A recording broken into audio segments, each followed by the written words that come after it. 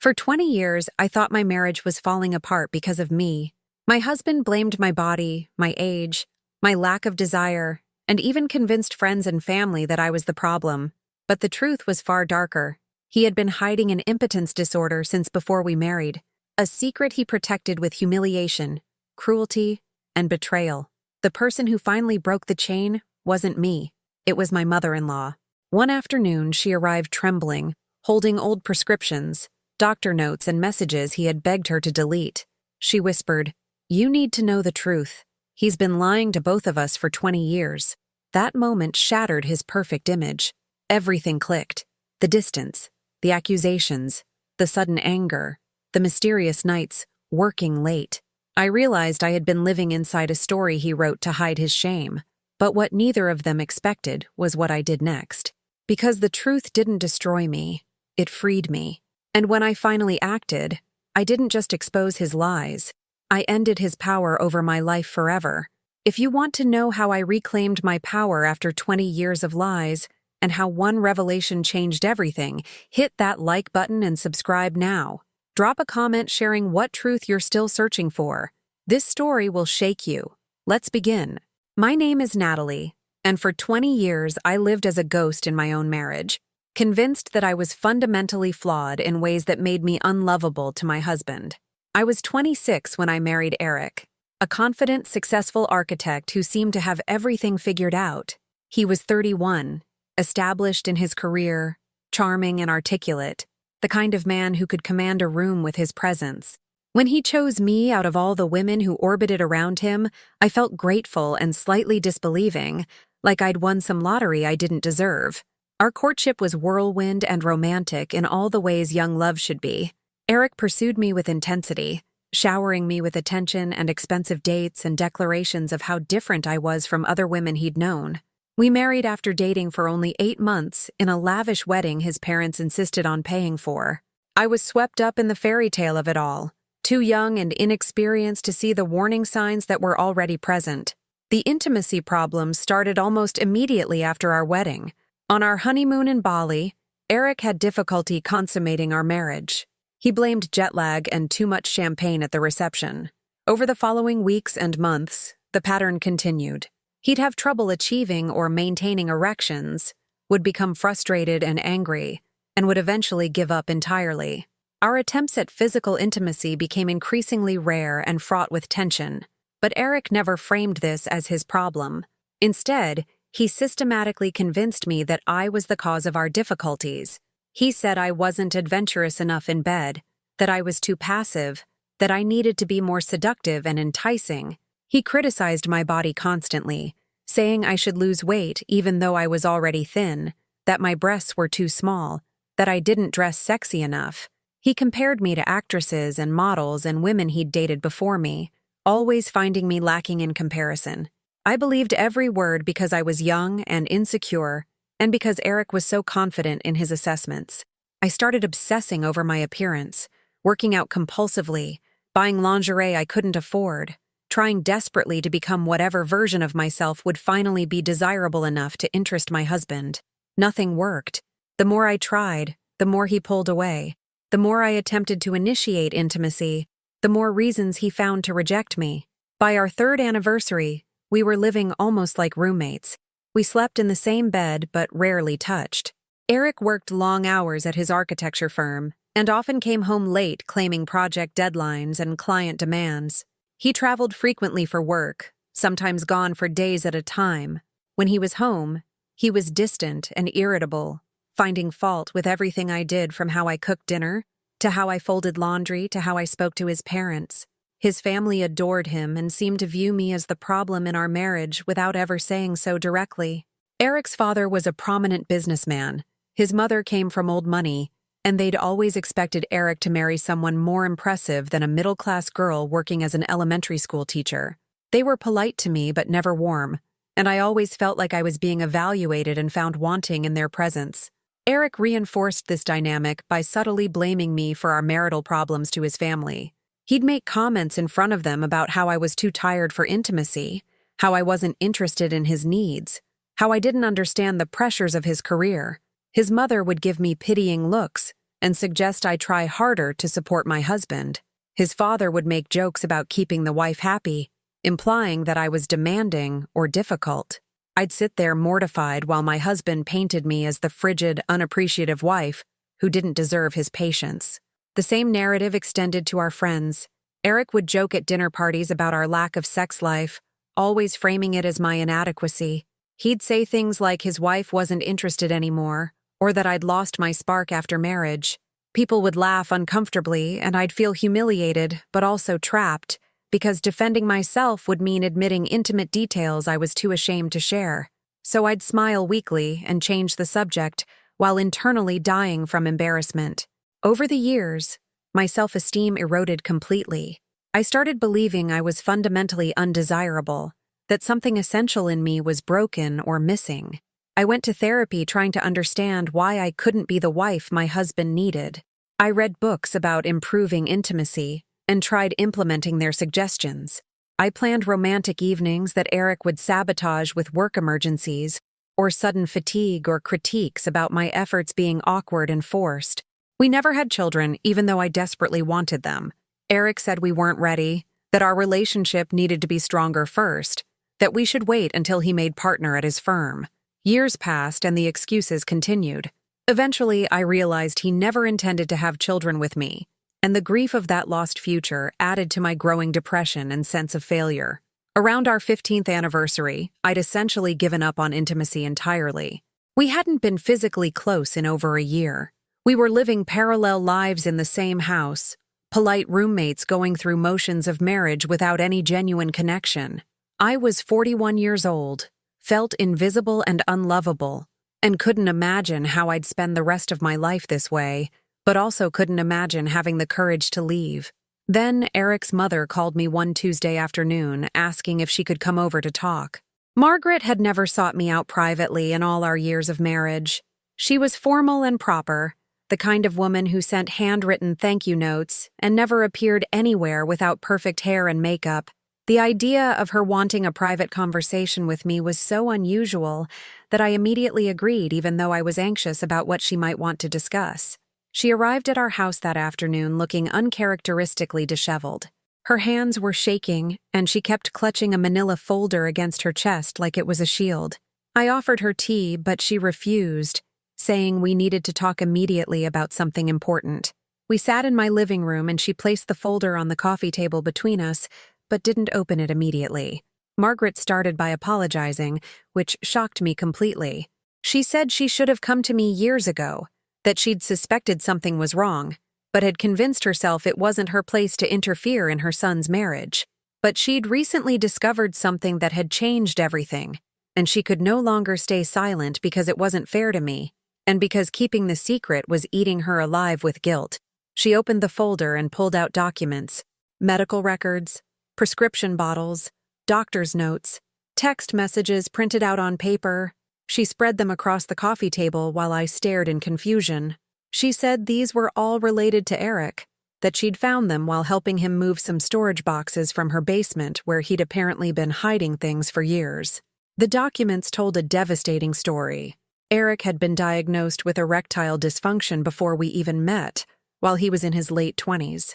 He'd seen multiple specialists, tried various medications, and been dealing with this condition for over 20 years.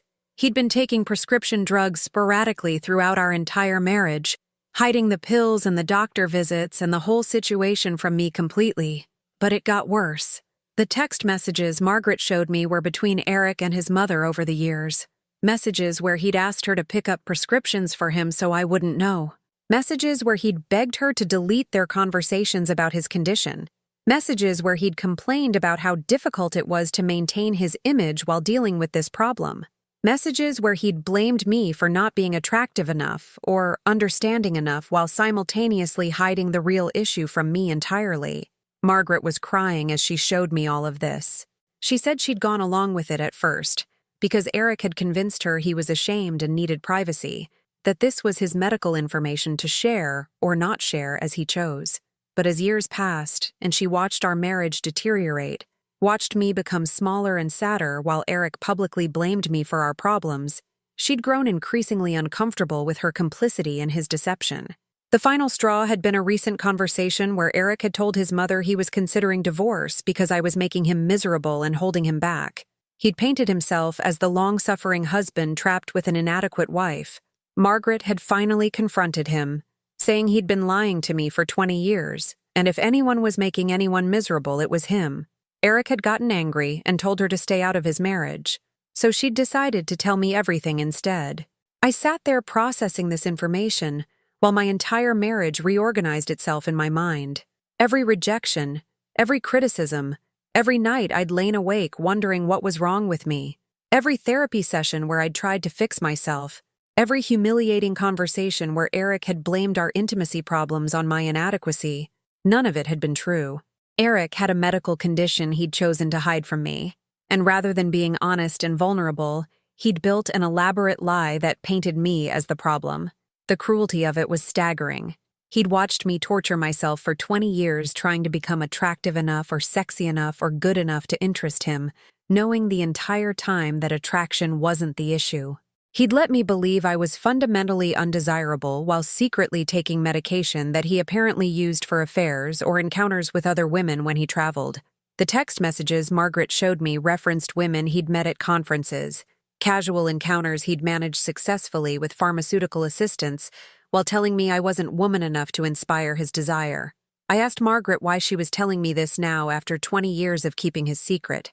She said partly because she couldn't watch him destroy me anymore, couldn't be complicit in his lies any longer, but also because she'd realized that by protecting her son's pride, she'd enabled him to abuse me emotionally for 2 decades. She said she'd been raised to believe you protected your children and didn't air family problems publicly, but she'd come to understand that some secrets are too destructive to keep. After Margaret left, I sat with those documents for hours. I read through every medical record, every prescription, every text message. I saw Eric's condition laid out in clinical detail, completely treatable and manageable if addressed honestly. I saw his manipulations of his mother, his requests for her to cover for him, his complaints about me that painted me as the villain in our story. I saw evidence of the affairs and encounters he'd hidden, the double life he'd maintained while publicly playing the role of devoted husband trapped with an inadequate wife. When Eric came home that evening, I was sitting in our living room with all the documents spread across the coffee table. He walked in talking about his day and stopped mid-sentence when he saw what I was looking at. His face went white and then red. He asked where I'd gotten those documents, and I told him his mother had brought them to me that afternoon. Eric's response was immediate rage. He called his mother screaming, saying she'd betrayed him and violated his privacy and destroyed his marriage. She apparently told him that he'd destroyed his marriage himself through 20 years of lies, and that she was done being part of his deception. He hung up on her and turned his anger toward me, saying I had no right to look at his private medical information, that this was a violation of his privacy.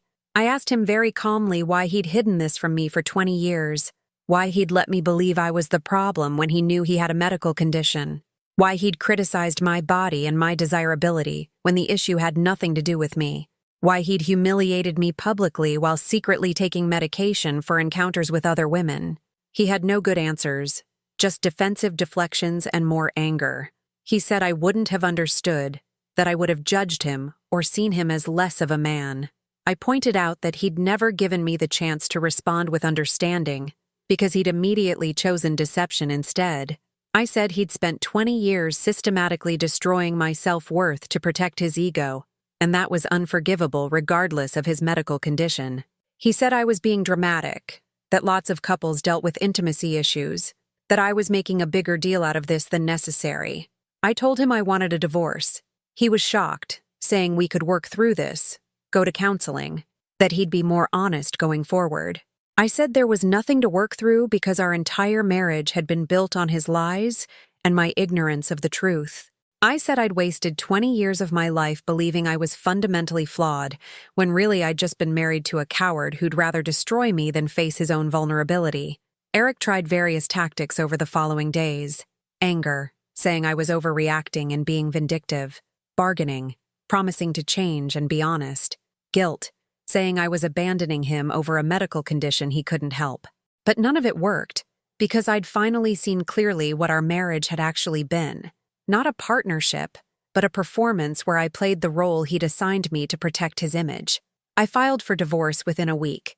Eric fought it initially, but eventually gave up when I made it clear I had all the documentation of his lies and was prepared to share it publicly if necessary.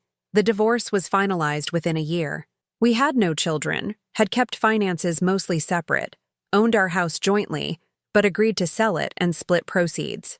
I moved into a small apartment and started rebuilding my life at 46 years old. The emotional recovery was harder than the legal process. I had to grieve not just the end of my marriage, but 20 years of misplaced blame and unnecessary suffering.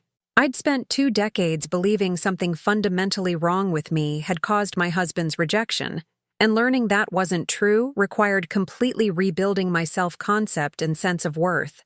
Therapy was essential during this period. My therapist helped me understand that Eric's behavior had been emotionally abusive, that systematic destruction of my self-esteem to protect his ego was not a reasonable response to medical shame.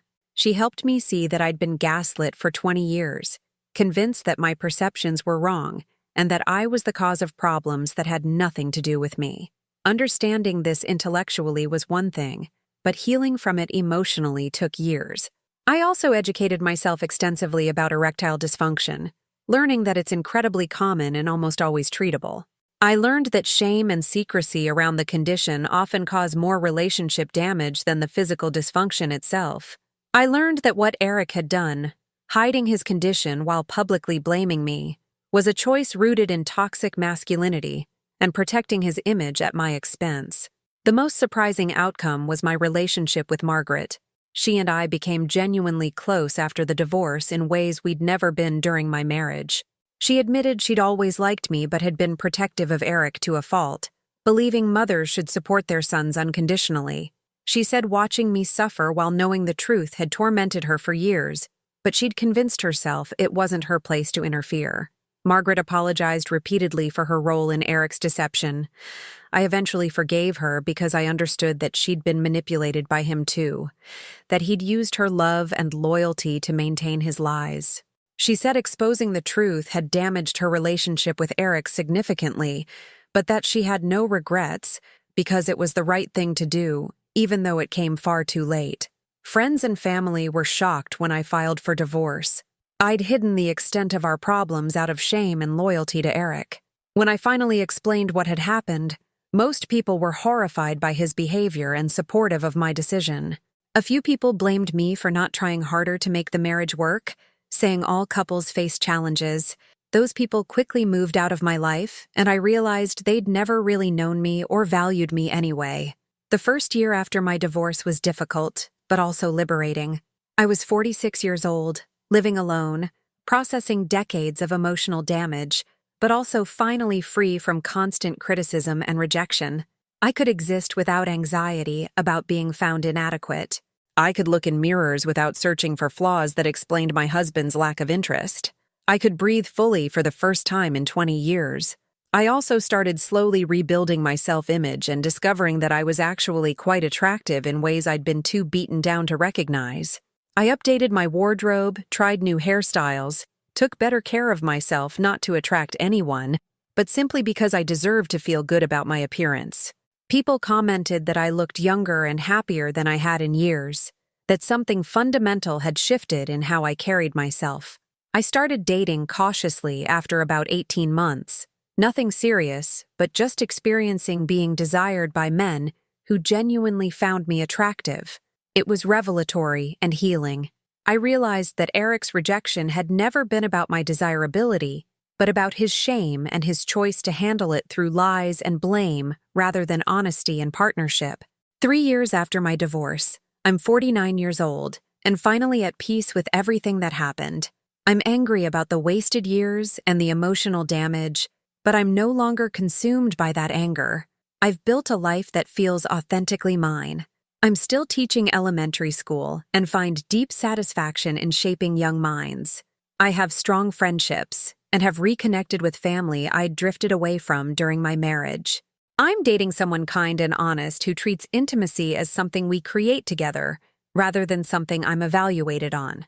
What I want people to understand from my story is that erectile dysfunction isn't the problem that destroys marriages. Shame, lies, and using medical conditions as weapons to avoid vulnerability, those are what destroy marriages. If Eric had been honest about his struggles from the beginning, if he'd been willing to work on the issue together with me, we might have had a real partnership. Instead, he chose to protect his ego at my expense and destroyed both of us in the process. I also want women in similar situations to know that if your partner consistently blames you for intimacy problems while refusing to seek help or be honest about their own issues, you're probably not the problem. It's common for men to hide sexual difficulties by making their partners feel inadequate rather than addressing their own shame. You deserve honesty and partnership, not gaslighting disguised as critique. The phrase that kept running through my mind was that hiding impotence doesn't make a man weak, but using it to destroy a woman does. Eric's medical condition was understandable and treatable. His choice to handle it through 2 decades of lies and systematic destruction of my self-worth was unforgivable. The weakness wasn't in his body, but in his character. I'm grateful to Margaret for finally telling me the truth, even though it came 20 years too late. Her courage to break family loyalty and expose her son's lies freed me from a prison I didn't even know I was in. Our unlikely friendship has been one of the most healing aspects of my recovery. Proof that honesty and accountability can repair even the most damaged relationships. I share this story to help other women quietly suffering in marriages where they feel rejected and inadequate. You're probably not the problem. Question narratives that blame you for your partner's inability to be intimate. Demand honesty and reject relationships built on shame and secrecy. It's never too late to leave and rebuild and discover you were lovable all along. For 20 years, I carried blame that wasn't mine. For 20 years, I tried to fix something never broken in me. For 20 years, I accepted treatment no one deserves. But I survived, rebuilt, and discovered my worth wasn't dependent on someone else's ability to see it. And now I'm free in ways I never imagined possible during those dark years. If you see yourself in my story, please know that freedom is possible for you too. The lies you've been told about yourself aren't true. You deserve so much better than what you're accepting. And the truth, when it finally comes, won't destroy you. It will set you free. If this story moved you, if you've ever blamed yourself for someone else's shame, smash that like button and subscribe. Share this with someone carrying undeserved pain. Comment telling me what truth you're still searching for. Your story matters. Your healing begins now. Remember, you are worthy exactly as you are. That honesty is the foundation of real love, and it's never too late to choose yourself over comfortable lies.